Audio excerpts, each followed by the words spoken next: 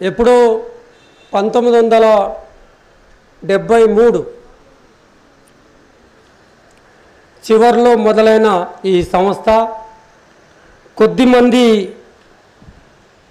మేధావులు, ముఖ్యంగా రాజకీయ విశ్వాసాలు ఉన్నవాళ్ళు, మరీ స్పష్టంగా చెప్పాలంటే విప్లవ రాజకీయ విశ్వాసాలు ఉన్నవాళ్ళు శ్రీకాకుళ రైతాంగ పోరాటాలు జరుగుతున్న సందర్భంలో దానిని రక్తపు టేరుల్లో ముంచిన సందర్భానికి స్పందించి, ఎప్పుడైనా మేధావులు స్పందించాల్సిందే. మేధావులు తమ వంతు పాత్ర తాను పోషించకపోతే సమాజానికి, సమాజ ఆలోచనకు మనం ఒక దశ దిశ నివ్వటం అనేది జరగదు. డాక్టర్ బిఆర్ అంబేద్కర్ చాలా స్పష్టంగా చెప్తారు మేధావుల పాత్ర గురించి కుల నిర్మూలన పుస్తకంలో. చాలా అద్వితీయంగా ఉంటుంది. మేధావులు మౌనం వహించటానికి అవకాశం లేదని చాలా స్పష్టంగా ప్రకటిస్తారు. ఆ నేపథ్యం కొంతమంది మేధావులను కదిలించి, ఇది అన్యాయం కదా, రాజ్యాంగం రాసుకున్న రాజ్యాంగంలో ఆర్టికల్ 29ని స్పష్టంగా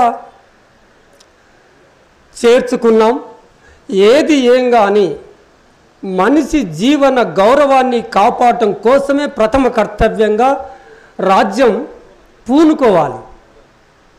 మిగతా అన్నీ పక్కకెట్టి ఒక మనిషి గౌరవంగా జీవించే, గౌరవం ఉందో లేదో కానీ ఒక మనిషి ప్రాథమికంగా బ్రతికుండే ఆ అవకాశాన్ని కాపాడటం కోసం రాజ్యాలు, ప్రభుత్వాలు, ప్రభుత్వ యంత్రాంగం, రాజ్యాంగ యంత్రాంగం అవన్నీ ఏర్పడినవనేది చాలా స్పష్టం. అందుకనే దాన్ని గుర్తించిన ఆనాటి మేధావులు ఆ పోరాటంలో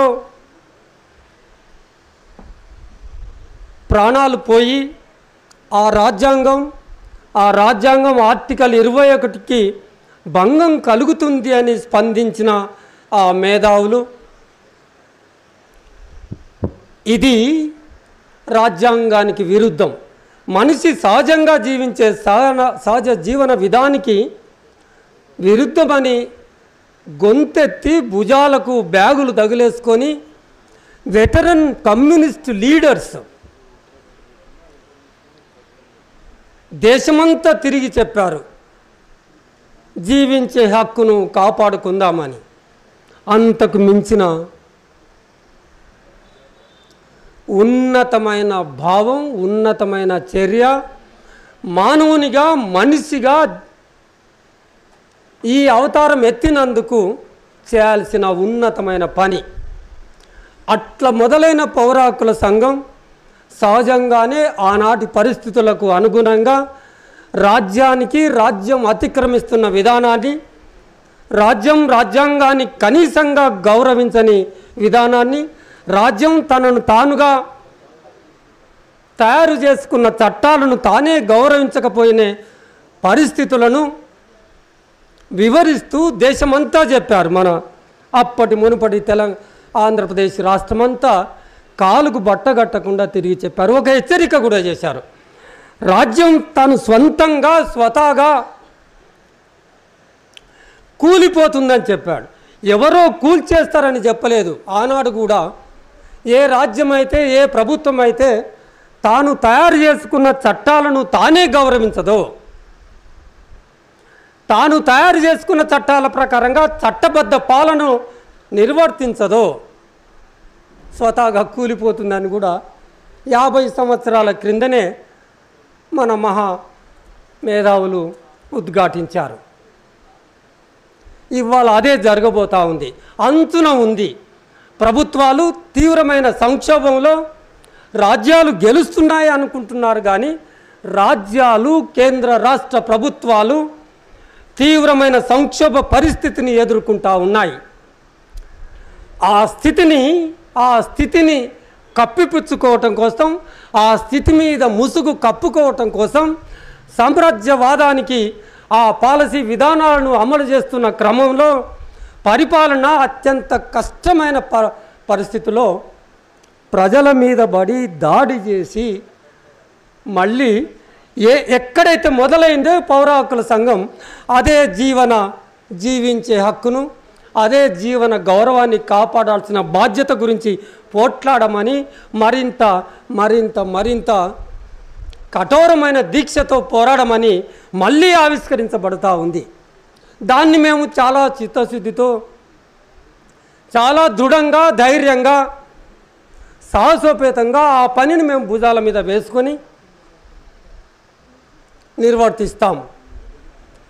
ఇవాళ మేము జరుపుతున్న ఈ మహాసభలు మేము చేసిన కార్యాచరణను 51 సంవత్సరాల కార్యాచరణను సమీక్షించుకొని భవిష్యత్తులో ఇంకా రాబోయే టర్మ్కు ఇంకెంత అంకితమై పనిచేయాలో కూడా నిర్ధారించుకుంటాం.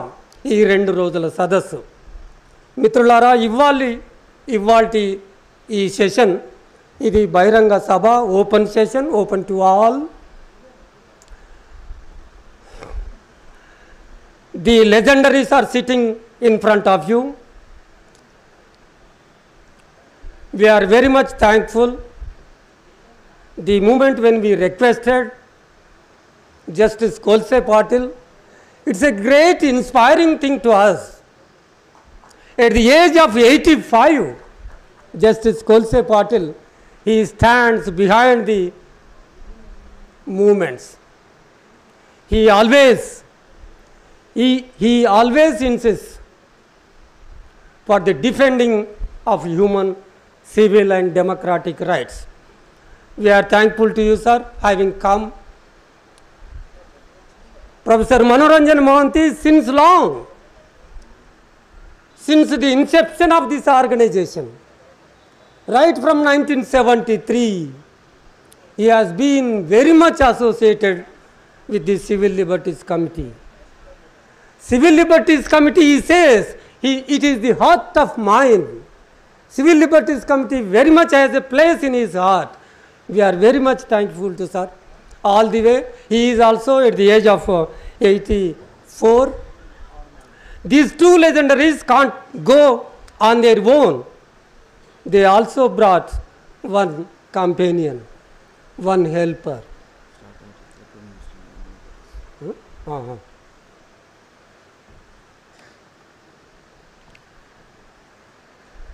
Professor Saroj Giri, both of them are from Delhi University.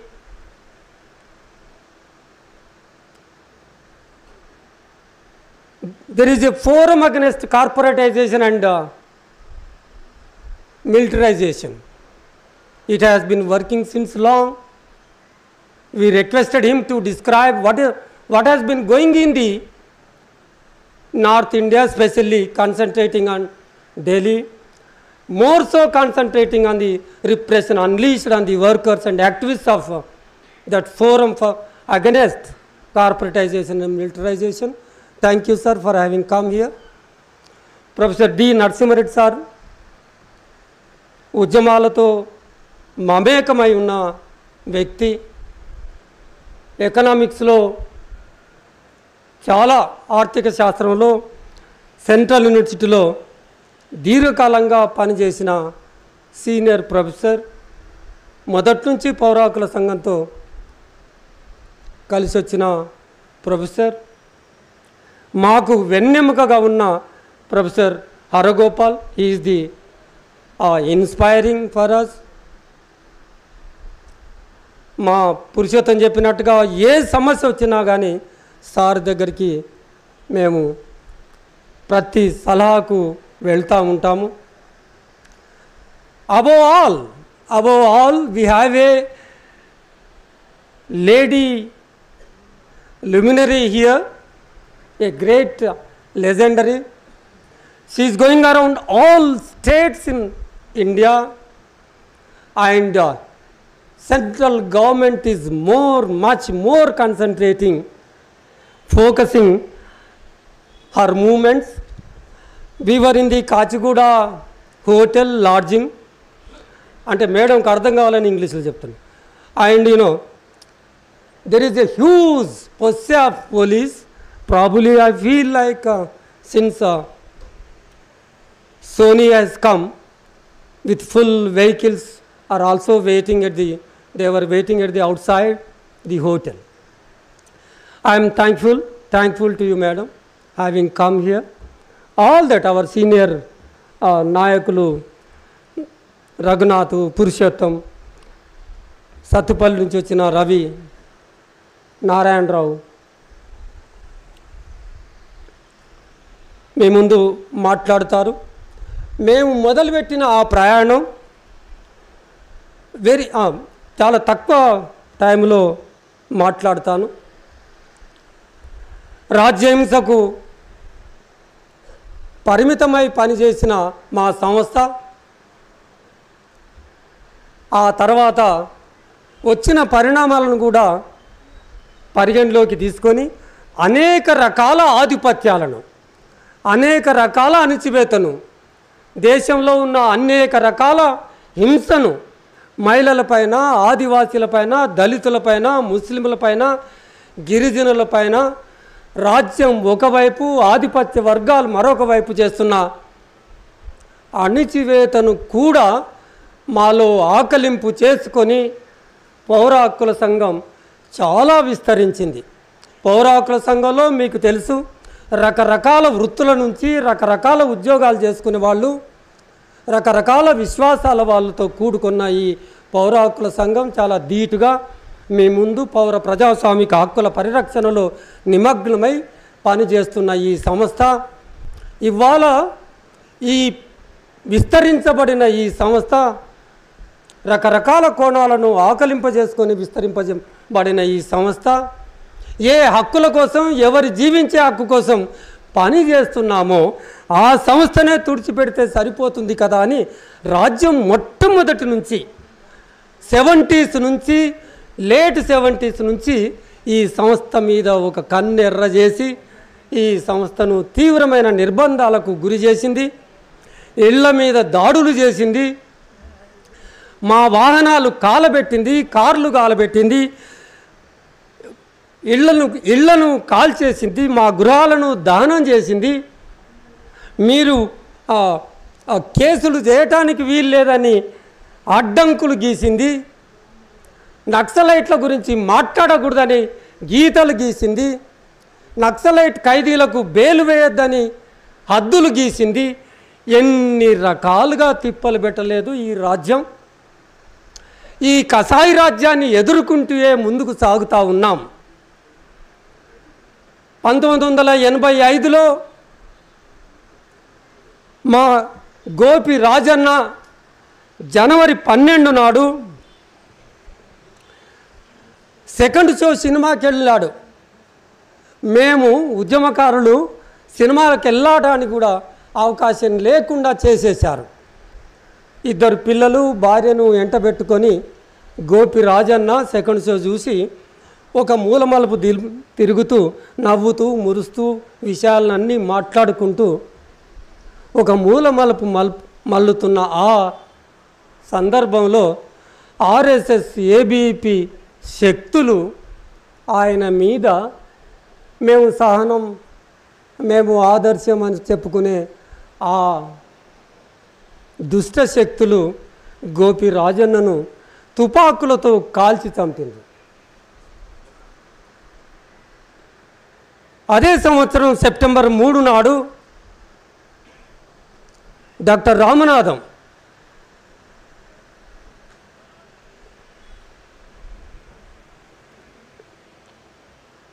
పిల్లల డాక్టరు వరంగల్లో ప్రాక్టీస్ చేస్తూ ఉన్నాడు.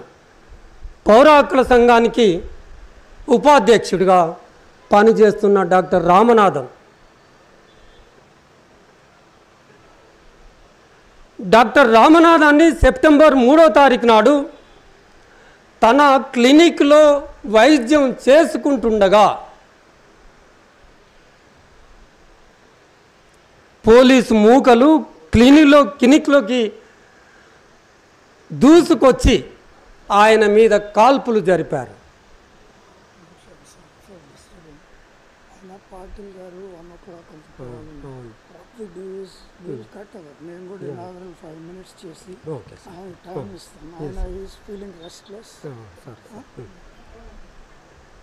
ఆయన క్లినిక్ మీద దాడి చేసి చంపారు. ఇట్లా నర్రా ప్రభాకర్ రెడ్డిని ఇంటి మీదకి వెళ్ళి దాడి చేసి నర్రా ప్రభాకర్ రెడ్డిని కూడా చంపేశారు. ఇంకా తమ చేతులకి మట్టి అంటకుండా పథకాన్ని మార్చేసి అది రాజ్యాంగేతర శక్తులకు అప్పజెప్పి వాళ్ళ చేత మాకు అపురూపమైన వ్యక్తి పురుషోత్తాన్ని, ఆజం అలీని అదే పోలీసుల సహకారంతో ఆ నయీం గ్యాంగు ఆ ముఠ ఇట్లా 6గురిని కోల్పోయాం. జాపా లక్ష్మారెడ్డిని ఏదో ఒక సాకు చూపుతూ చంపాలని నిర్ణయించుకున్నారు. ఒక వెసులుబాటు కోసం, ఒక సాకు కోసం చూస్తూ ఆ సాకులు చూపి చంపిన పరిస్థితి. మిత్రులారా, వక్తలు మాట్లాడాల్సి ఉంటుంది. నేను ఒక వివరణ ఇచ్చి ముగిస్తాను. అట్లా మొదలైన మా ప్రయాణం రాజ్యహింస, ఆధిపత్య హింసకు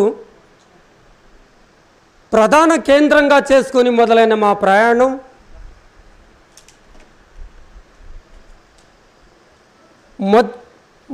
ఎన్కౌంటర్ల పర్వం మొదలైన మొదటి రోజుల్లో ఎక్కడి శవాలను అక్కడ వేసేవాళ్ళు. ఆ శవాలు, చాలా శవాలను పోలీస్ స్టేషన్ ముందర ఇట్లా చుట్టి అట్లా పడేసేవాళ్ళు. ఎన్కౌంటర్ చేసిన స్థలానికి ఎవరు పోని పరిస్థితుల్లో అవి పురుగులు పట్టిపోయే పరిస్థితిలో ఉన్న ఆ శవాలను మేము మోసుకురావటం అనేది జరిగింది. చూసుకోలేము మేము ఎక్కడ ఏంది అనే మార్గం ఏంది, ఇంతవరకే కదా అని చూసుకోలేదు. శవాలను తీసుకొచ్చి వాటికి కూడా, శవాలకు కూడా గౌరవం ఉంటుంది అని ఒక నూతన కోణాన్ని ఆవిష్కరించి కుటుంబీకులకు అప్పజెప్పి గౌరవంగా ఖననం జరిగే విధంగా చూసాం. ఇటువంటి చాలా కార్యక్రమాలను పౌర హక్కుల సంఘం చేసింది. ఇంత చేస్తే మాకు మిగిలింది, దక్కింది నిత్యం నిర్బంధం, నిత్యం దూషణలు కొనసాగుతూ ఉన్నాయి. మేము అప్పుడప్పుడు మా నాయకత్వం, మాకంటే ముందున్న నాయకత్వం అప్పుడప్పుడు ఈ క్రమంలో ఒక యుద్ధ వాతావరణంలో పనిచేసే పరిస్థితులు కల్పించబడిన పౌర హక్కుల సంఘానికి కల్పించబడ్డ ఈ పరిస్థితిలో అప్పుడప్పుడు ఎక్కడో ఒక చోట మేము ఇంబ్యాలెన్స్ అవుతున్నామని, ఎక్కడో ఒక చోట దాటుతున్నామని, మేము ప్రయాణం మొదలుపెట్టడానికి గీసుకున్న లైన్లను దాటుతున్నామని మాకు కూడా అప్పుడప్పుడు అనిపిస్తూనే ఉంది. ఎందుకంటే యుద్ధ భూమిలో ఆ సర్కస్ ఫీట్ చేస్తున్న, ఆ తాడు మీద నడుస్తున్న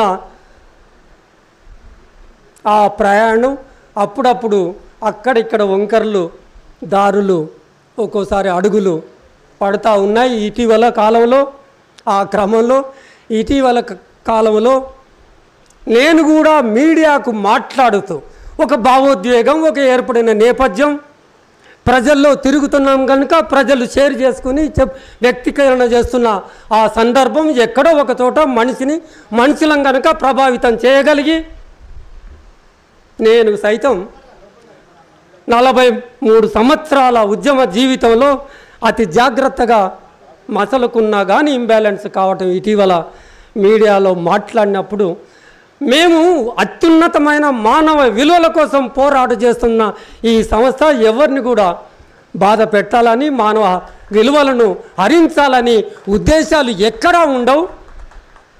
ఒకవేళ మా పరిధి మేము గుర్తించాం, కాస్త మాట్లాడకూడదు అనే అంశాలను కూడా మాట్లాడామని కూడా మేము గుర్తించడం అనేది జరిగింది. అటువంటివిగా ఇక ముందు కూడా జరగకుండా జాగ్రత్త పడతామని ఈ సభలో మీరందరూ చివరి వరకు ఉండి విజయవంతం చేయాలని కోరుతున్నాను.